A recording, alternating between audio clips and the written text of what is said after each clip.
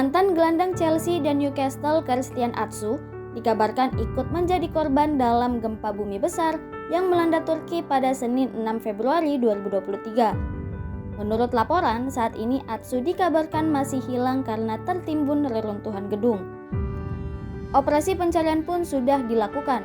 Sekarang ini Atsu memang bermain di klub Super League Turki, Hatayspor. Beberapa anggota tim klub tersebut sudah berhasil diselamatkan. Sporting Director klub tersebut, Taner Safut, juga dikabarkan terjebak dalam reruntuhan. Bencana alam ini terjadi di Provinsi Kahramanmaraş di Turki. Besaran magnitudonya mencapai 7,7. Malangnya, gempa susulan kemudian juga terjadi dengan magnitudo yang tak kalah besarnya pada siang hari, mencapai 7,5. Selain Turki, gempa juga mengguncang Suriah.